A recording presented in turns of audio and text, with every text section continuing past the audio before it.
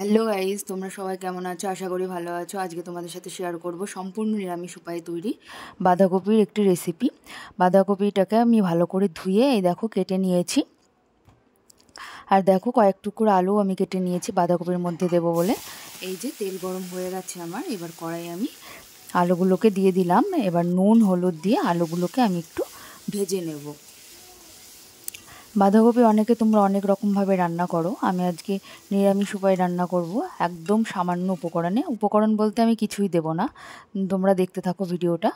দেখো আলু ভাজার ওই তেলের মধ্যেই আমি এবার ফোড়ন দিয়ে দিচ্ছি। ফোড়নে আছে দুটো শুকনো লঙ্কা দিয়েছি, গোটা জিরে দিয়েছি, আর দিয়েছি তেজপাতা। আবার এই দেখো লঙ্কাগুলোকে আমি চিড়ে তেলের মধ্যে দিয়ে দিয়েছি। তোমরা চাইলে এর মধ্যে কিন্তু কালো জিরে ফোড়নও দিতে পারো, কালো জিরে গোটা জিরে মিশিয়েও দিতে পারো। আমি আজকে নর্মালি শুধু গোটা জিরে দিয়েই করছি রেসিপিটা। দেখো এরপর দেখতেই পেলে বাঁধাকপিগুলোকে আমি কড়াইয়ে চাপিয়ে দিলাম।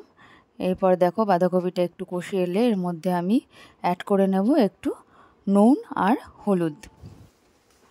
বাঁধাকপিতে না, এটা তো ঝোল না, তো নুনটা ফার্স্টের দিকেই পরিমাণ মতো করে দিলে ভালো হয়।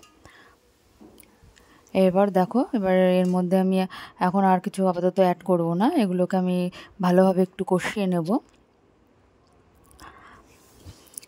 দেখো মোটামুটি কষে এসছে। এরপরে আমি এর মধ্যে ভেজে রাখা আলুগুলো অ্যাড করে দিলাম। এরপর এটাকে একটু মাখো মাখো হওয়ার জন্য আমি কিন্তু একটু চালের গুঁড়ি এর মধ্যে অ্যাড করব। দেখো চালের গুঁড়ি বলতে বলতে আমি অ্যাডও করে নিলাম।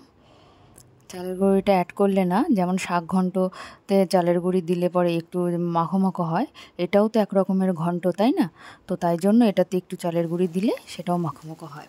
দেখো লাস্টে আমি আদা বাটা দিয়ে দিলাম, আদা বাটা দিয়ে ভালোভাবে নেড়েচেড়ে নিলাম, আর সামান্য একটু চিনি ছিটিয়ে দেব। আর এরপর একদম লাস্টে আমি দিয়ে দিলাম একটু ধনেপাতা কুচি। ব্যাস রেডি বাঁধাকপি। তোমরা এই রেসিপিটা অবশ্যই ট্রাই করো।